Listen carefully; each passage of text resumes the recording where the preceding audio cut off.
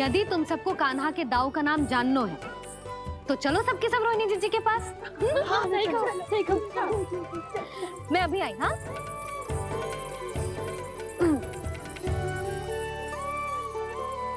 सुनो जी, आप लल्ला को संभालो, मैं अभी आई। रोहिणी मैं कैसे? ये प्रभु लल्ला जी, क्या मैं कर रहे हो? क्या हो गया आपको? मैं शीघ्र ही आ जाऊंगी। यशोदा, मुझसे दूर कब तक रहोगे बाबा?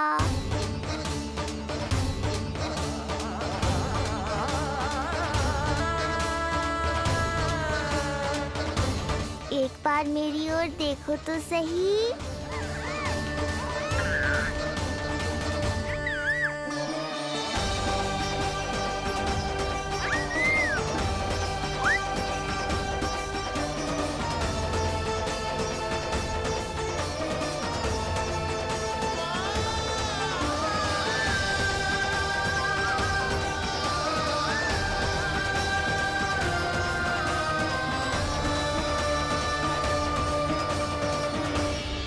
प्रभु, मुझे दुविधा में डालकर आप मुस्कुरा रहे हो। ये कैसी परीक्षा है?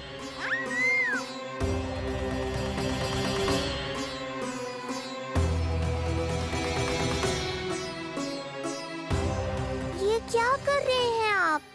पिता का स्थान पुत्र के चरणों में नहीं होता, पुत्र के सिर के ऊपर होता है उनका हाथ, उनका वरदहस्त।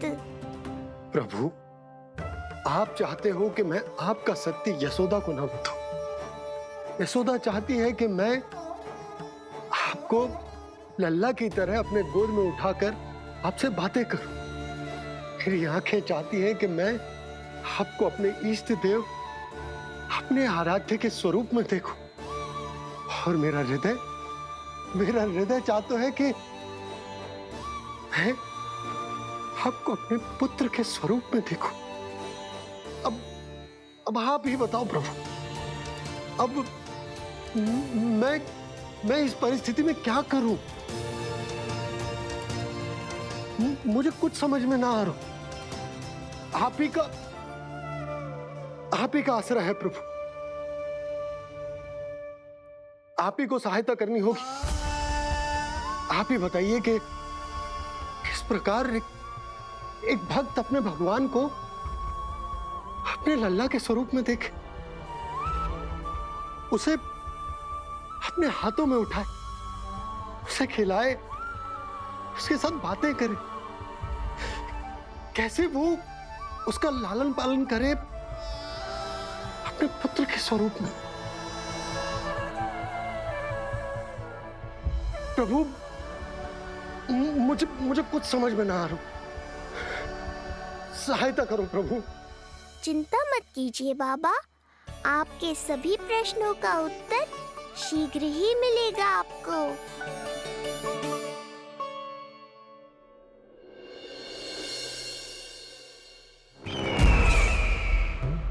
ऋषिगर्ग पधारे हैं महाराज।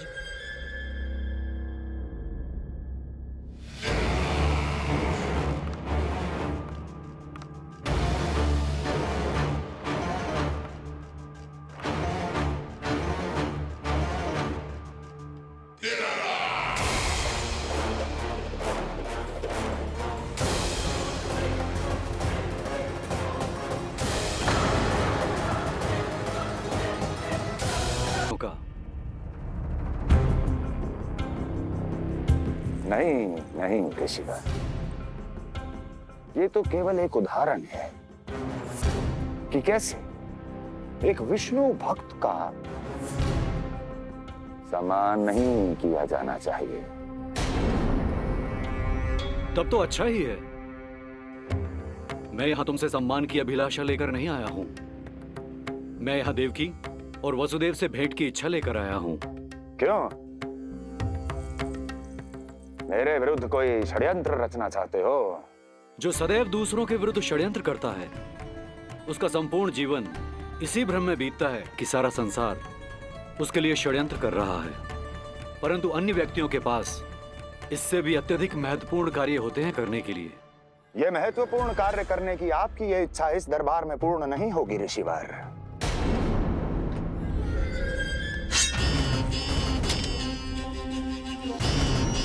मैं आपको उन दोनों से भेंट करने की आज्ञा नहीं दूंगा। कैसे रोकोगे मुझे?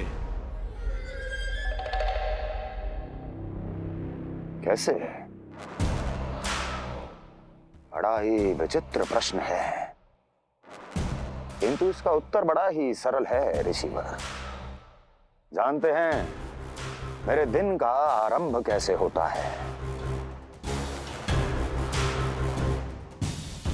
किसी ना किसी का संहार करके। और यदि एक संहार और हो जाएगा तो मुझे क्या अंतर पड़ेगा?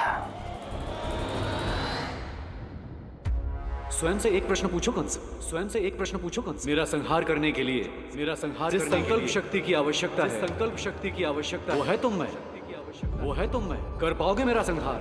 जिस संकल्प शक्ति की आवश्यकता है, जिस संकल्प शक्ति की आवश्यकता वो है तुम में। कर पाओगे मेरा संहार? कर पाओगे मेरा संकल्प शक्ति की आवश्यकता है, संकल्प शक्ति की आवश्यकता। बोलो कंस, बोलो। यदि मैंने श्राप दे दिया, यदि मैंने श्राप दे दिया, कौन सा कवच तो तुम्हारा उसे सत्य होने से रोक पाएगा? उसे सत्य होने से रोक पाएगा? बोलो कंस, बोलो। यदि मैंने श्राप दे दिया, यदि मैंने श्राप तुम्हारा कौन सा कवच तो तुम्हारा उसे सत्य होने से रोक पाएगा? उसे सत्य होने से रोक पाएगा? ऋषिवर, यदि आपके हृदय में स्वामी के विरुद्ध षड्यंत्र करने की इच्छा नहीं है तो महाराज भी आपको किसी से भेंट करने से रोकना नहीं चाहेंगे, है ना महाराज?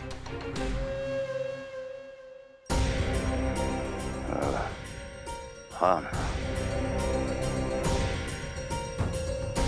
आप उन दोनों से भेंट कर सकते हैं।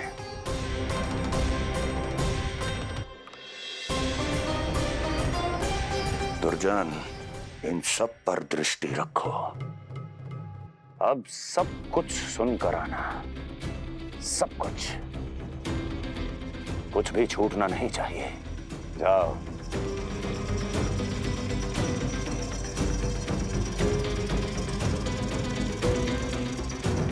लगता है प्राप्ति राजकार्य सीख रही है मुझसे।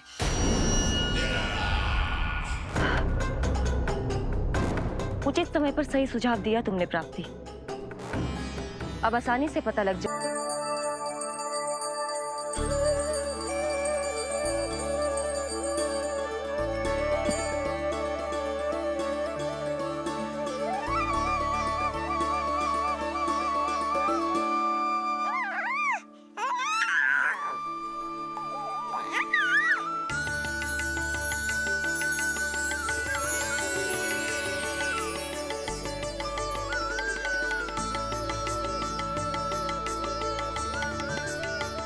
स्वयं नारायण मेरे घर में है तो ये फूल उनके चरणों में क्यों चढ़ा रहा हूं? चित्त यार को मेरा लल्ला। किंतु बुरी दृष्टि वाला टीका लगाना तो भूल ही गई तेरी मैया। अभी आ।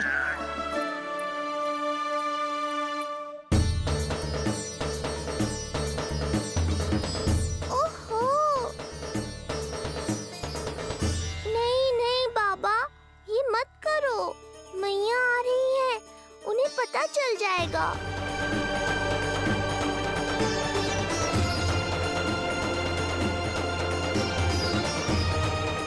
ये फूल तो आपके चरणों के लिए ही बने हैं प्रभु, इन्हें स्वीकार करें। बाबा, ये सत्य मैंने आपको अपना साथ देने के लिए बताया था, अपने आप को फंसाने के लिए थोड़ी ना।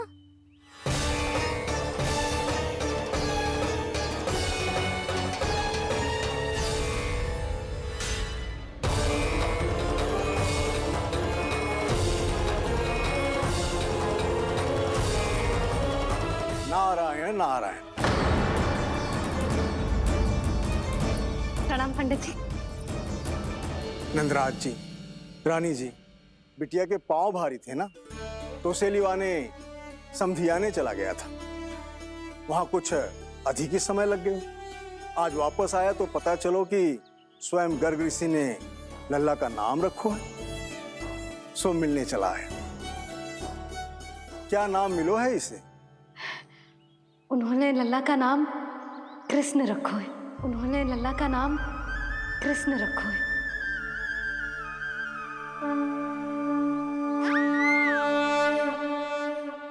कृष्ण, आहा, उत्तम, अति उत्तम, बहुत मधुर नाम है। ऐसा लग तो है जैसे आप स्वयं श्री नारायण का नाम ले रहे हैं।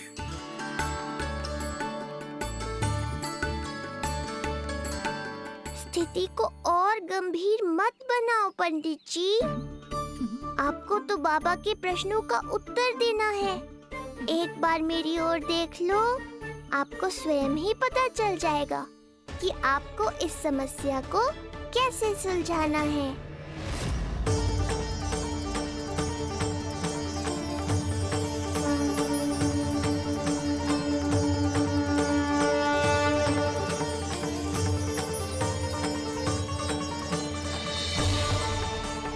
पंडित जी मेरे लल्ला को टकटकी बांध के देखे क्यों जा रहे हैं?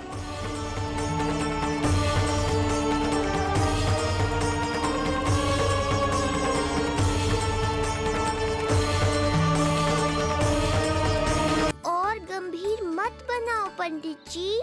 आपको तो बाबा के प्रश्नों का उत्तर देना है। एक बार मेरी ओर देख लो, आपको स्वयं ही पता चल जाएगा कि आपको इस समस्या को कैसे सुलझाना है।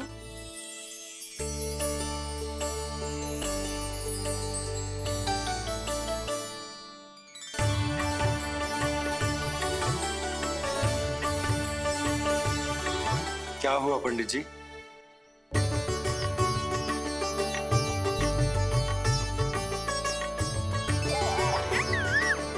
बधाई हो लल्ला, इतना प्यारा नाम मिलो है तुम्हें।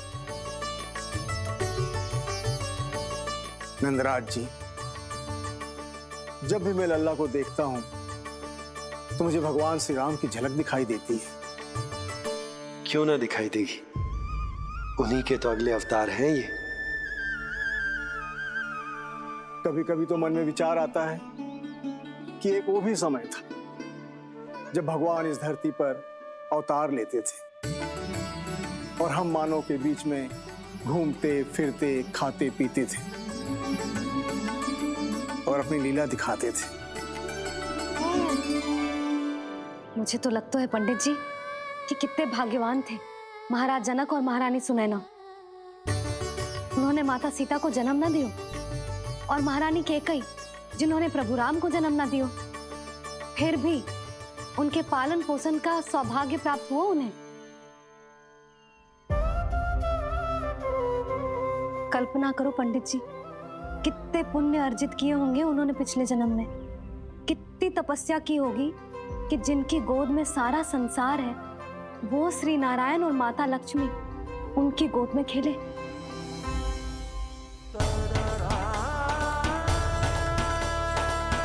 संसार में अवतार लेकर सांसारिक नाते भगवान को भी निभाने पड़ते हैं, फिर हम तो मानव हैं। संसार में अवतार लेकर सांसारिक नाते भगवान को भी निभाने पड़ते हैं, फिर हम तो मानव हैं।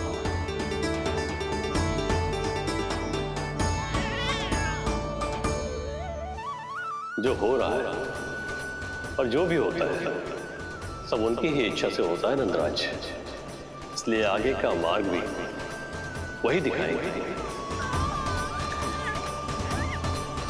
तो आपने मुझे मेरे प्रश्नों के उत्तर दिला ही दिए।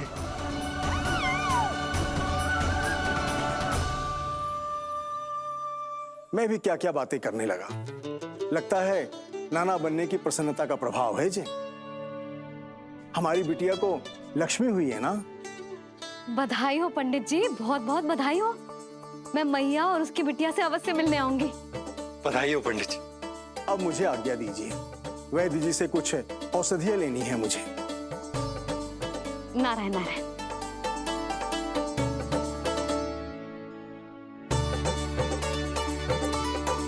आजा लल्ला, आजा।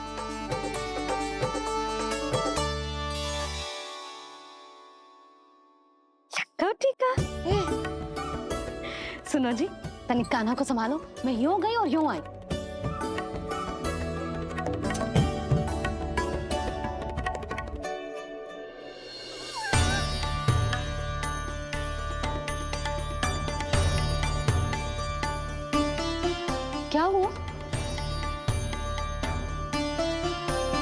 मैं देख रही हूँ नामकरण के बाद से एक बार भी आपने कान्हा को गोद में ना लिया है। सब ठीक है ना? हाँ, सब ठीक है। अब सब ठीक है। लो, मेरा लल्ला।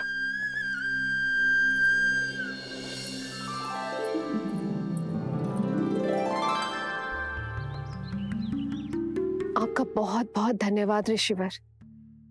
यादवों का कुलगुरु होने के नाते ये तो मेरा कर्तव्य था पुत्री। मुझे क्षमा कर दे लल्ला। कुछ समय के लिए मैं अपने कर्तव्य से भटक गया था। सब कुछ पूरे विधि विधान से संपन्न हुआ है।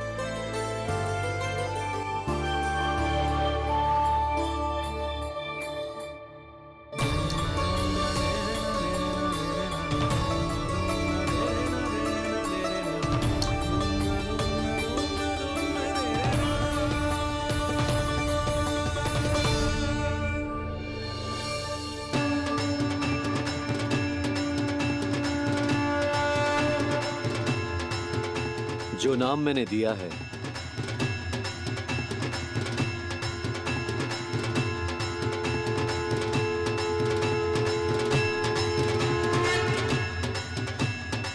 आप मुझे क्षमा कर दो बाबा, मैंने आपको इतनी दुविधा में डाल दिया।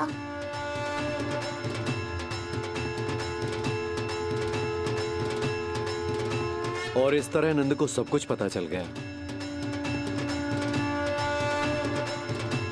आप दोनों चिंता मत करिए, सब ठीक है। अब मैं आपके 6 पुत्रों का श्राद्ध कर्म करूंगा।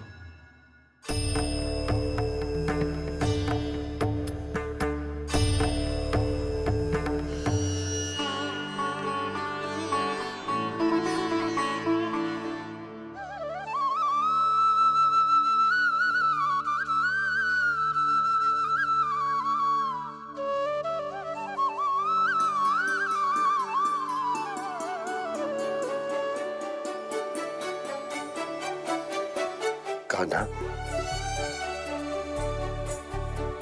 क्या हुआ जो मैं तेरा वास्तविक बाबा ना हूं? क्या अंतर पड़ता कि तुम मेरे आराध्य के अवतार हो? महत्वपूर्ण बात तुझे है कि मुझे तुम्हारे साथ मुस्कुराने को, तुम्हें खिलाने को, तुम्हारा ध्यान रखने को, तुमसे प्रेम करने को सौभाग्य प्राप्त हो।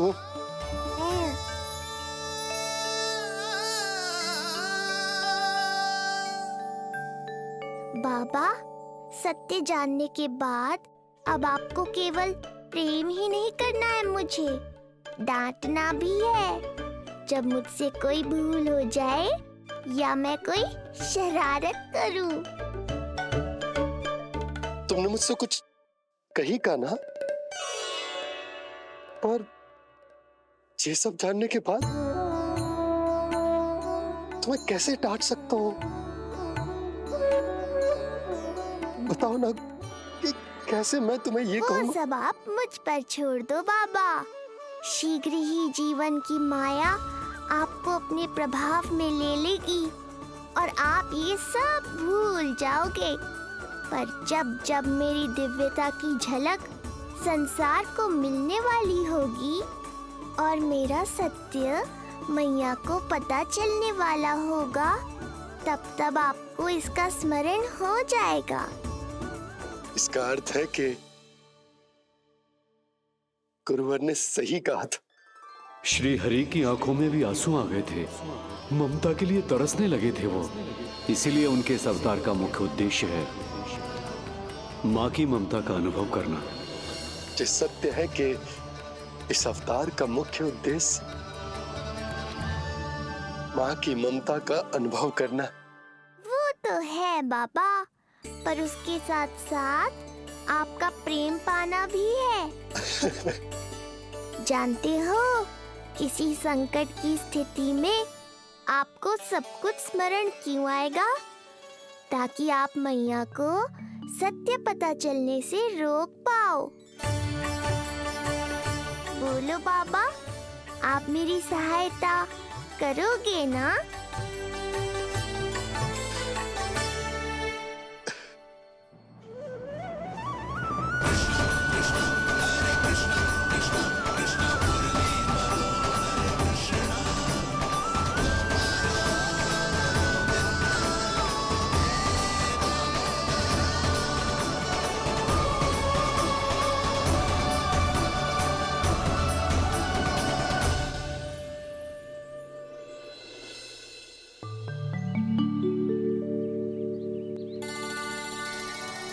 अब तो मेरा कान्हा बैठना सीख गया।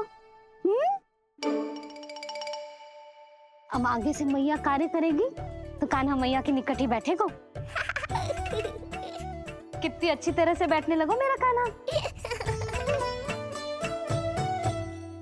तेरे बाबा कुछ अधिक ही व्यस्त हैं आज।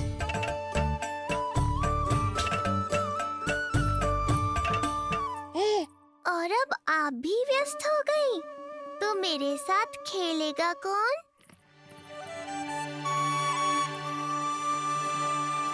लल्ला, कान्हा, लो भाभी, खिले हुए फूल भी ले आई हूँ और शीघ्र ही जाके तरकारियाँ भी ले आऊंगी। अच्छा हुआ जानकी आ गई, अब यही खेलेगी मेरे साथ। अरे जे क्या, फिर से बाहर निकाल रहे हो? बस बस कान्हा, अब खेल में मत लगा मुझे। बहुत सारे कार्य पड़े हैं करने को। ये भी कार्य करने चली गई, अब मैं क्या करूं?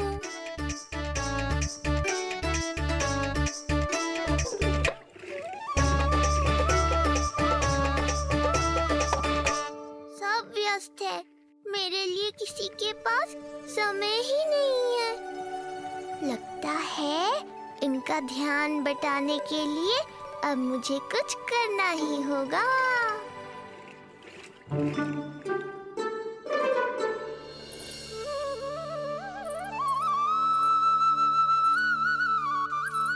नंद जी,